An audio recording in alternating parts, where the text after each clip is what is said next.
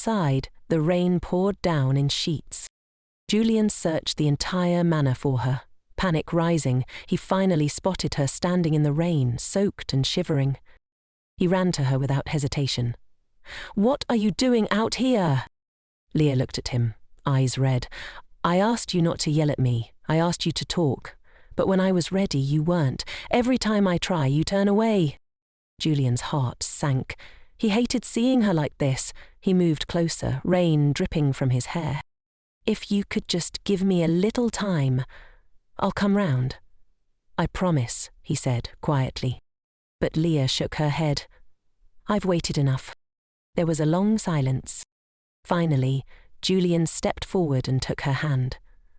"I'm sorry," he whispered. "You're right. I'll do it your way." Then he pulled her close into a tight embrace. As they stood there in the pouring rain, everything else faded. Because that's how it is in this world. Some people need space, others need to talk it out. But love, real love, learns to meet in the middle. After a fight, some people need to talk things out right away. Others need time alone. That was Julian and Leah in a nutshell. As Julian held Leah close in the rain, he made a heartfelt promise. He would never let her stand alone like that again. Inside, guilt gnawed at him. For his words, for his anger, for all the pain she'd endured because of him. But life, as it often does, had more in store. That night, Julian awoke to find Leah burning up with a high fever. Alarmed, he rushed to fetch the doctor, heart pounding. Fortunately, it was just a cold, nothing serious. The prescription, plenty of rest. And rest she did, with Julian by her side every step of the way, tender and watchful. During her recovery, Leah opened up. She admitted that every time they fought, she'd get this sinking feeling, like maybe it would be easier to just walk away. That's why she was always so eager to make amends. She feared Julian might be thinking the same thing, and she didn't want to lose him. But Julian stopped that thought in its tracks. He looked her straight in the eyes and said with quiet conviction, "You're the only one. I'm not going anywhere." Leah smiled faintly, sheepish. Maybe her fears were unfounded. She promised to stop letting doubt creep in. A week later, Bella stopped by for a visit. Leah was up and about, laughing again, colour back in her cheeks. It felt like everything was finally turning a corner. But it didn't last. After Bella left, Leah's health took a sharp turn. Fever returned, this time worse. The diagnosis, pneumonia. They tried everything, medicine, warm compresses, healing tonics, but nothing worked. Her condition deteriorated quickly. Leah knew her time might be slipping away. Through shallow breaths, she confessed her regrets to Julian. She worried about him being alone. She even told him, heartbreaking as it was, that he should remarry after she was gone, that he deserved to be happy. But Julian couldn't bear it. Tears streamed down his face as he begged her to stay. He made promises, vows to listen better, to never let silence or anger drive them apart. He told her he'd always be there to hold her no matter what. Leah smiled, weak but sincere. She asked for one last hug.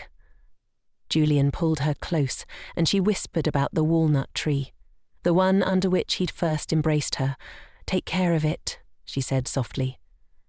"Let it remind you of me." A smile faded, and then she was gone. In the bitter winter of 1776, Leah Reveron died at just 20 years old. The cause? Severe fever and respiratory failure from pneumonia. Already weakened by the cold, her body simply couldn't fight anymore. Her passing was swift, shocking, and utterly devastating. Julian never recovered from the loss. He kept her room untouched. Her body remained on that same bed for years. One by one, the servants left the manor, unable to bear the eerie presence of death that clung to the halls. But Julian stayed. He couldn't let her go. Even into his 40s, Julian kept his promise. Every autumn, he tended the walnut tree, harvesting its fruit just as he'd told her he would. It was as though Leah's memory had enchanted him, binding him to life, to grief, to her. At night, lying in that cold, quiet room, he would speak into the darkness, calling out for her. "Leah," he whispered, "I miss you. Please, let me see you in my dreams." Then, one night, he opened his eyes to an unexpected sight. There stood Her Majesty, just like the first time she'd summoned him. Beside her, a portrait of Bella. Everything felt surreal, like a dream, yet far too vivid to be just that. Julian's heart thudded. Was this real? And then it hit him. This was real. He was back in Riveron. Somehow, impossibly, he was reliving the past, heading toward a future he already knew. When Julian met Bella, he didn't hesitate. He laid it all out. The life he'd lived, the pain he carried, and what he knew of the future. He urged her not to waste her time with him. She was fated to marry Duke Jamie Orell after all. And he confessed something else, that he was destined to marry her younger sister, Leah. Bella, composed as ever, didn't flinch. Instead, she asked, "Then why are you telling me this?" Julian answered without pause. "Because I want to see Leah again." And there she was. A young Leah, just 14, stood before him, beaming with joy. She hadn't lost an ounce of her fire or spirit. With a playful smirk, she said, "I'd like to marry a handsome man like you someday." Julian dropped to one knee right then and there. "Will you marry me when you turn 17?" he asked, eyes earnest. Leah giggled, her cheeks pink. Without hesitation, she grabbed his hand and whisked him away to a secret place. Heading behind the manor, she showed him a small garden, still a work in progress. "I've been planting seeds," she said. "In 3 years, this place will be blooming." Julian smiled, heart full. "Then I'll be here," he promised, "right by your side, when the flowers bloom." After that, Julian returned to the capital, wearing a grin that stretched from ear to ear. When he told the Queen he was getting married in 3 years, she lit up with surprise and delight. Back at his estate, Julian got to work, and by work he meant tearing the whole place down. The towering walls of the old ducal manor, gone. He levelled them for safety. He wasn't about to risk anyone falling from a height again. This time, he rebuilt everything from scratch using sturdy oak wood, which kept the place warm and welcoming even during the harshest winters. Inspired by Leah, he decorated every corner in her style, soft, cozy, and full of life. He even built a brand new library, painted in her favourite colours. And as a final touch, he enlisted sorcerers to create a magical garden that bloomed year-round. The whole project took nearly 3 years to complete. Edmund, ever loyal, stuck with Julian through it all. He was still trying to wrap his head around how Julian had fallen head over heels after just one look. One day, on their way to a dress shop, Edmund raised an eyebrow. "Another dress?" he asked, genuinely baffled. "How many do you need?" Julian smiled knowingly and explained that Leah had once set her heart on a particular dress. A light blue silk beauty, and it happened to be available now. He wanted to make sure she had it this time. When Leah turned 17, she said yes to Julian's proposal. During a quiet walk together, she asked him something that had always puzzled her. "Why did you ask me to marry you when I was only 14? Did you have a thing for younger girls?" Julian burst out laughing. "Even if you were 30, 40 or older, I would have still asked, because I just knew. It was always you." They got married, as if fate had written their love story in the stars. They were happy, truly happy. Leah turned 20 in good health, despite Julian's constant, cautious worrying. He doted on her, always watching from the window, always checking in. Then, one summer afternoon, while Leah was gardening, just as she loved to do, tragedy struck. A bolt of lightning hit her, killing her instantly. Julian was left alone again, utterly broken. He had done everything in his power to keep her safe, But how could he have stopped lightning from the sky? Consumed by grief, Julian couldn't make sense of it. No one was to blame, but the pain was unbearable. After the funeral, Julian went to the front lines of battle. He fought in the Second Imperial War and led the hardy kingdom to victory. Against all odds, he survived, even though deep down he had hoped the battlefield would take him too. Seasons passed. He kept his promise, harvesting walnuts every year until he turned 40.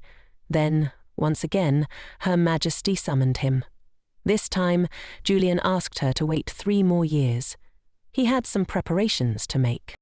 He rebuilt the manor again, faster this time. It wasn't his first time, after all. With a full year to spare before heading to Riveron Island, he saddled his horse and made the journey early, heart pounding with a plan. He would tell Leia everything.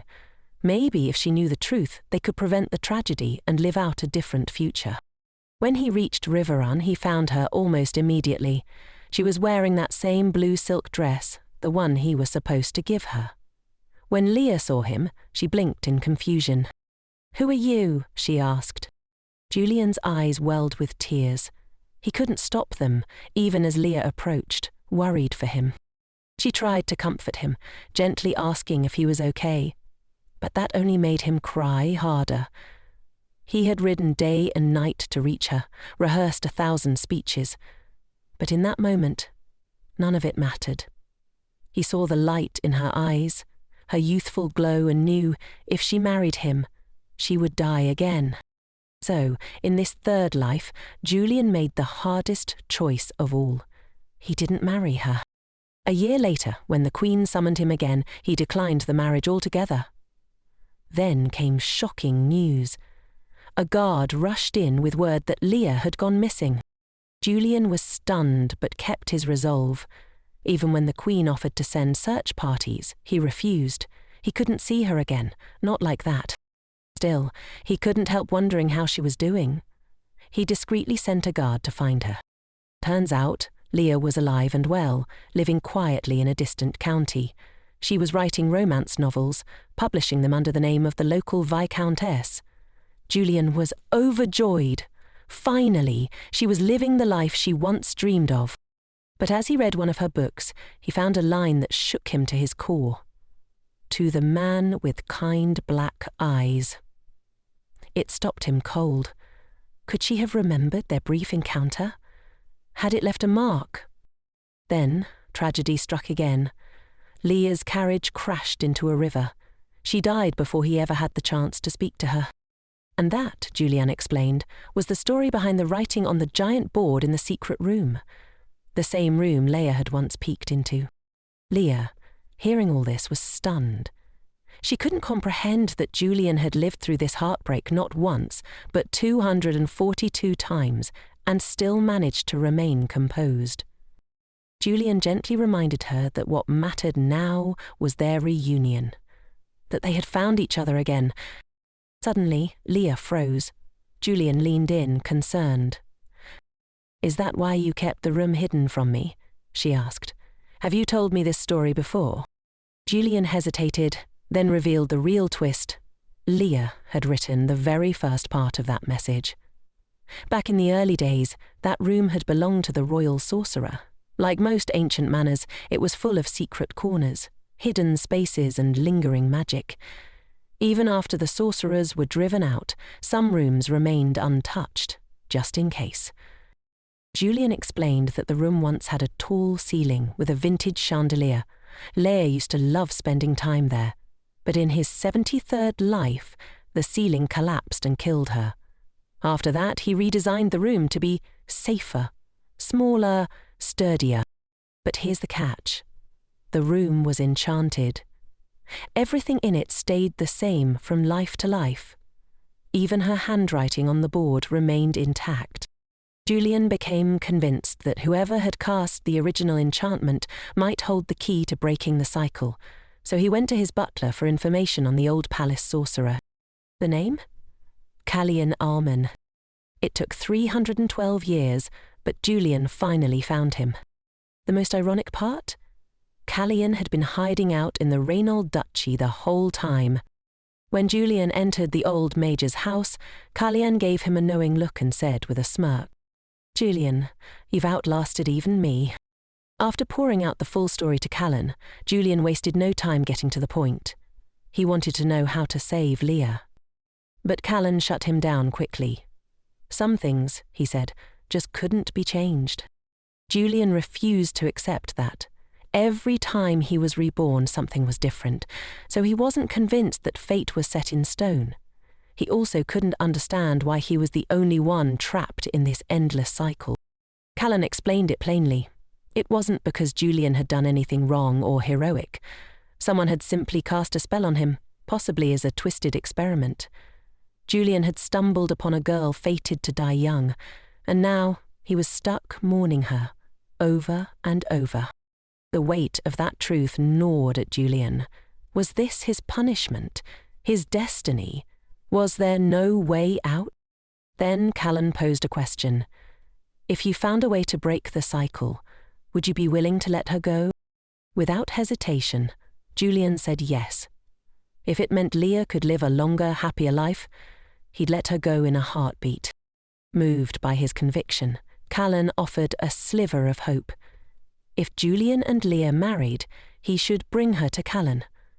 That visit might unlock a path forward. That spark of hope reignited Julian's will. When the time came, he brought Leah to see Callan, just as he promised. She lit up as she explored the place, eyes wide like a child in a toy shop. Callan even took them to his attic, where ancient tomes of magic were piled high. While Leah eagerly hunted for books to borrow, Callan pulled Julian aside. He handed him a small note, hidden away in a drawer. It hinted at a way to sever the magical bond trapping Julian in this loop. Callan instructed him to deliver that note to him in their next life. Julian did just that. In his 193rd life, not much changed on the surface. Leah still lived, and eventually she still died.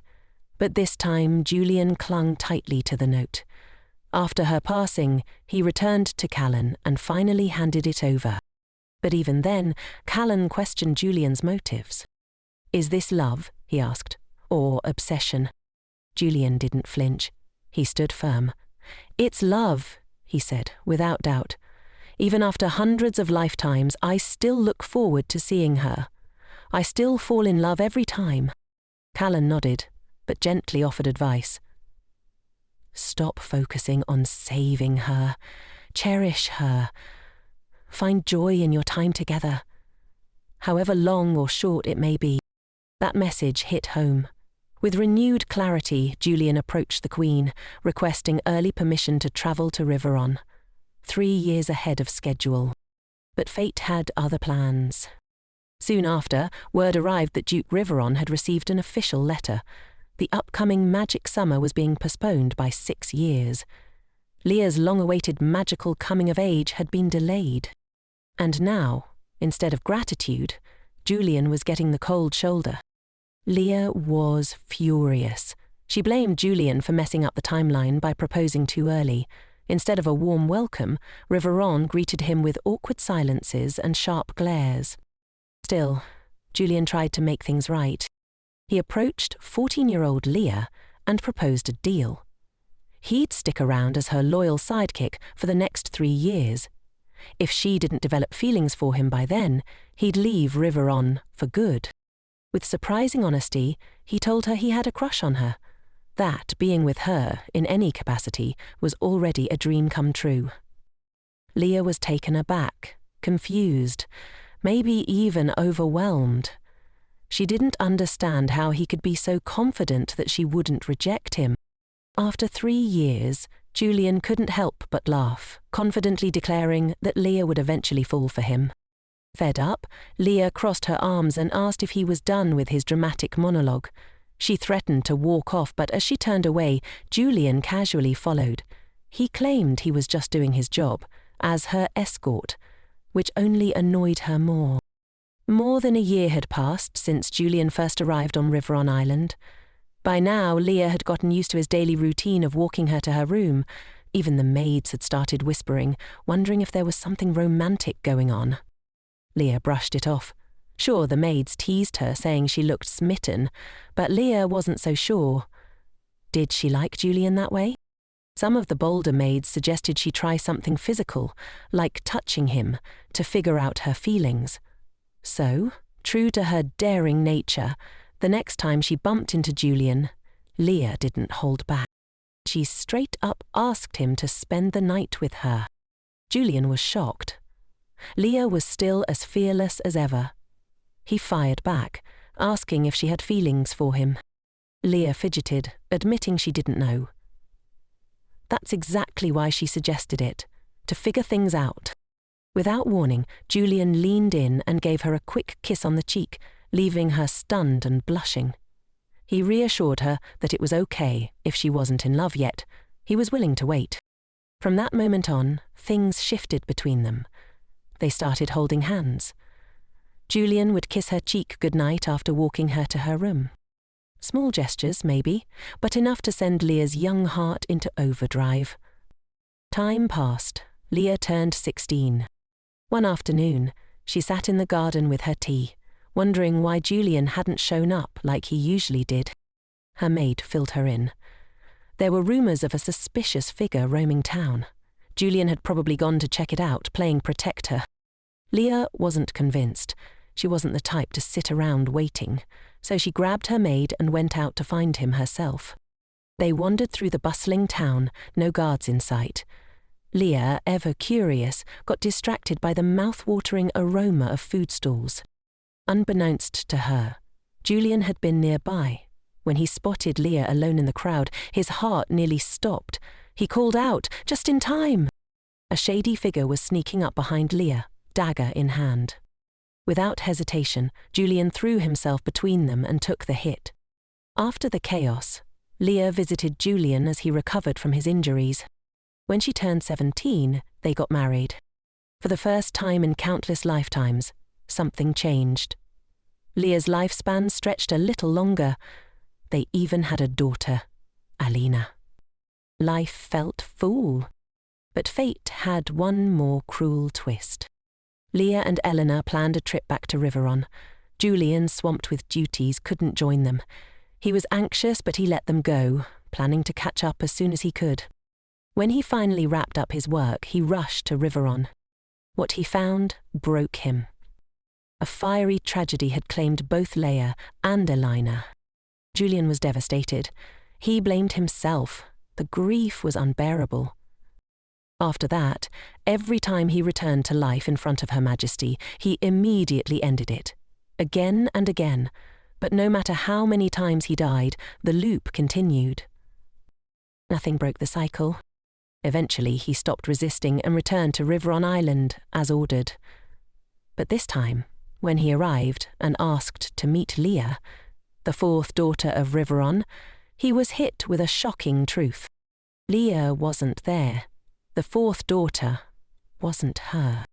Completely disoriented, Julian left for the Rennell estate and sought out Callan. Callan laid it all out. Actions have consequences. If someone's life is prolonged or reversed, the universe balances itself elsewhere. Leah's disappearance was the cost of all the lives Julian had reset. If he truly wanted to see her again, he had to stop dying. But Callan had an idea. What if Julian saved someone else who was meant to die? Maybe that would restore balance to the world. Julian couldn't remember all the times he'd lived and died. He'd lost count. But in one of those forgotten lives, he had become a true hero, saving people from minor mishaps and major catastrophes alike. For years he kept going, like a machine on autopilot, saving strangers, fighting battles. By the time he turned 40, something stirred again. Driven by instinct, he saddled his horse and rode back to Riveron. He couldn't bear to wait another second. And then, at long last, it happened. He'd found her, Leah, alive. But Julian wasn't done. He returned home and instructed his butler to find Sen. In this life, he brought Callan to his manor and revealed the secret room. There he laid it all out. Julian was done with the cycle. He pleaded with Callan to help him end it, once and for all. Seeing the agony in Julian's eyes, Callan didn't say a word. Instead, he pulled him into a warm, comforting hug. To honour Callan, Julian threw a grand feast. During the celebration, he gifted Callan a Ranel peach, a fruit rumoured to grant an exceptionally long life. He explained the story behind it. Julian's mother had always forbidden him from touching the peaches from that orchard. As tempting as they were, he had never dared. Until now. After Julian's mother passed away, the orchard owner began bringing him a single peach each year he returned to life. This tradition continued faithfully until, honouring his mother's final wishes, the orchard was ordered to cut down the peach tree. But just before that, the orchard owner pleaded with Julian to try one, just once, promising that the fruit could grant him an incredibly long life. Julian was only 20 at the time, and he caved. Now, in this unexpected new chapter of his life, Julian realised he no longer needed immortality. So he passed the peach on to Callan, saying, "Here, you take it." Callan, listening to Julian's tale, was clearly troubled. He flatly told Julian to throw the peach away. Then came the bombshell. Callan revealed that the very same peach was the root cause of Julian's eternal life loop. Julian was floored. He demanded that Sen explain everything. Here's how it all went down. Years ago, a mysterious woman came to buy a love potion from Callan. At the time, gossip swirled that Duke Ranel was set to marry the Queen's sister, despite being in love with someone else. Callan theorised that the woman was, in fact, the Queen's sister, desperate to win Julian's father's heart. But love potions don't work on someone who's already deeply in love, so the scheme fell flat. Later, Julian's mother showed up at Callan's shop with a wild request. She wanted him to enchant the peaches from the tree Duke Ranel treasured most. Her idea? Anyone who ate one would be cursed with eternal life. Her hope was that, through endless reincarnations, her love interest would eventually forget his true love and fall for her instead. But it didn't stop there. She wanted one more spell, far darker. She asked Callan to make it so that anyone who fell in love with the peach eater would die no matter what.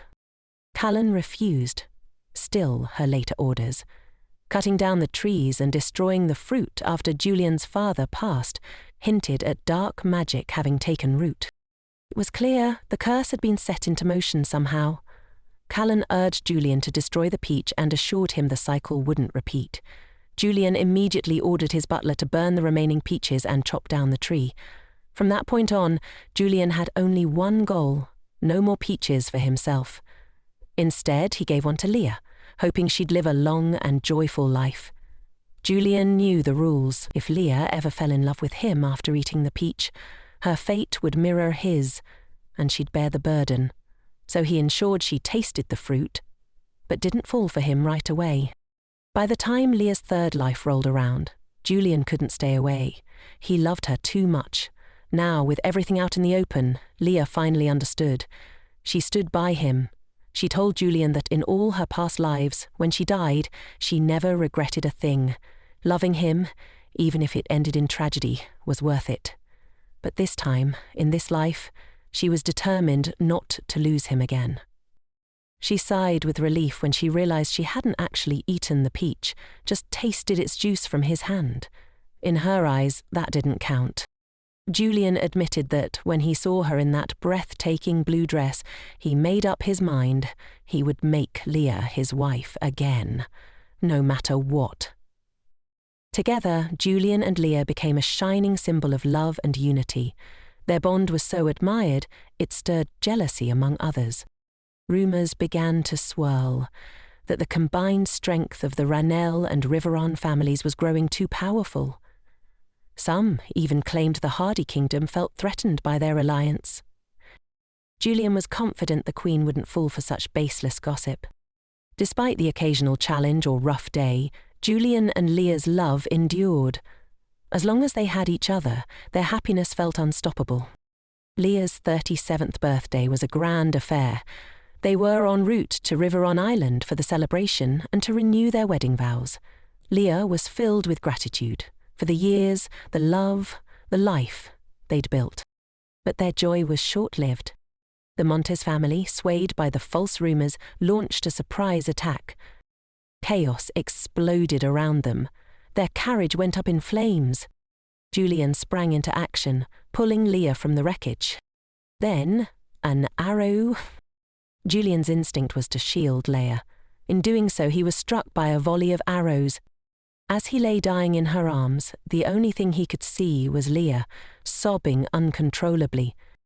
Though he could never have predicted such an end, Julian found peace in the life he had lived. A life filled with love, laughter, and purpose.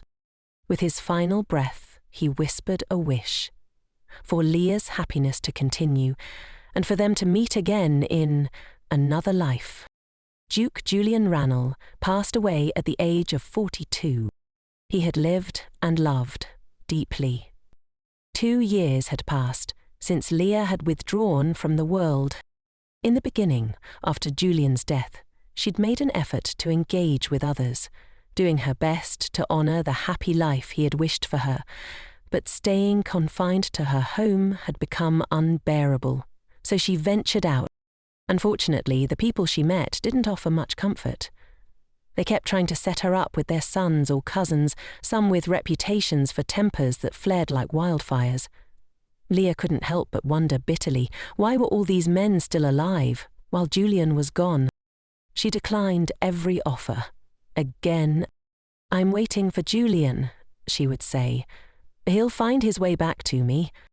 It wasn't long before rumours began circulating around the city, people whispering that Leah had lost her mind.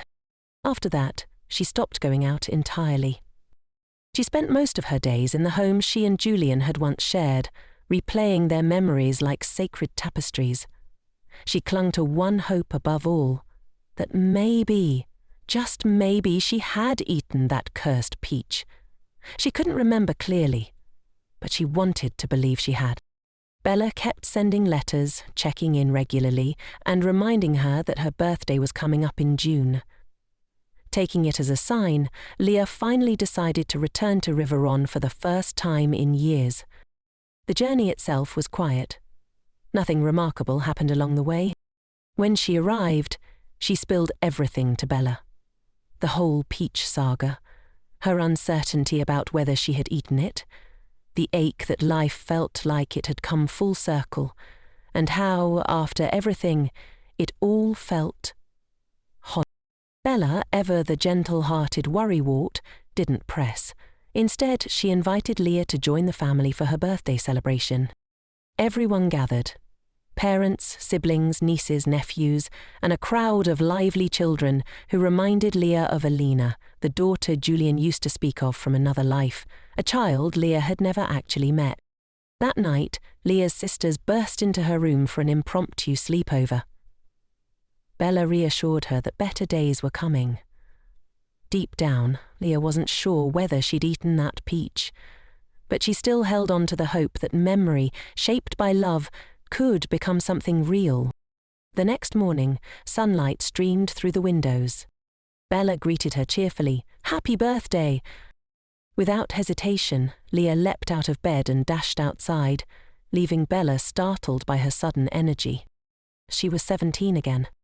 And there, waiting in the morning light, stood Julian, clutching a peach, tears in his eyes. Overcome, Leah ran to him and told him everything, how she had tasted the Ranelagh peach, how she remembered the walnut tree. The moment she mentioned it, Julian froze.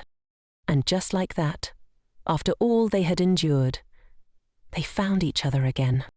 A future of limitless time stretched before them, a future they would face side by side. With Leah's sisters in town, the house was full of laughter and chaos. But one evening, as Leah gushed about her wonderful husband, her sister Beth asked a surprising question. "Is there even one tiny thing you're not thrilled about?" It was a light-hearted tease, but it lodged in Leah's mind.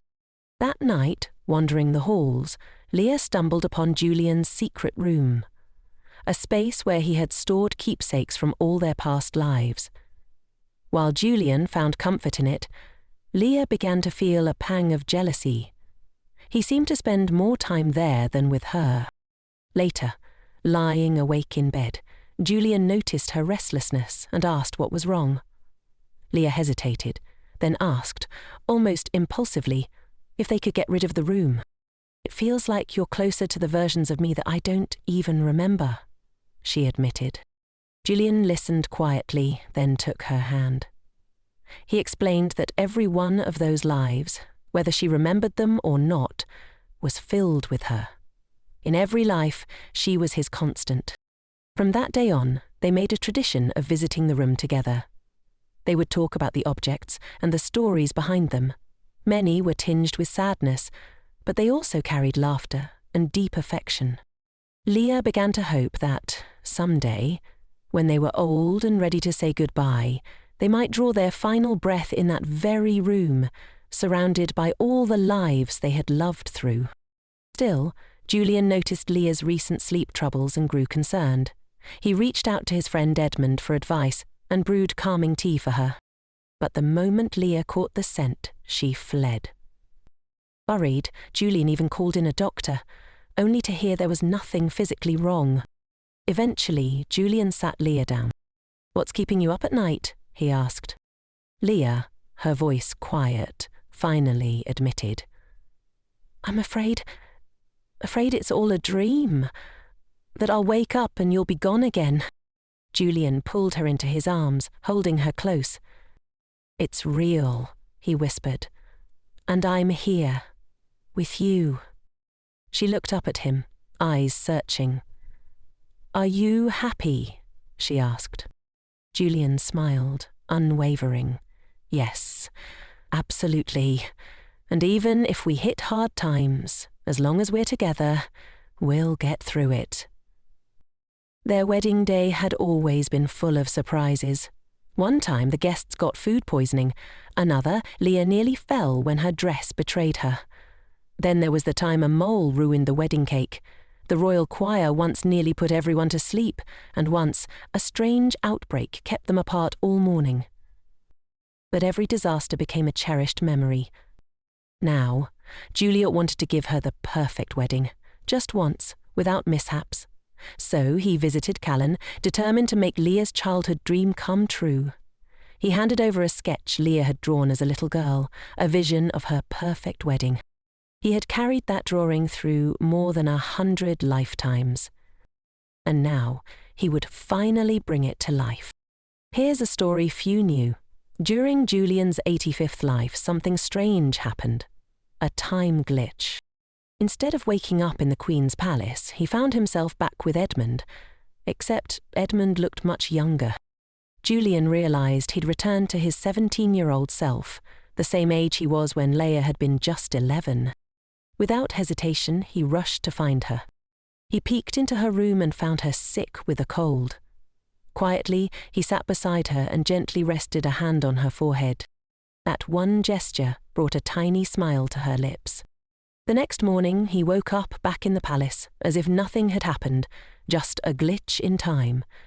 But for Leah, that tender moment had never left her memory. And now, back together once more. With all their years, their lives, their memories behind them, they finally had the chance to build the future they'd always dreamed of. Together. Always.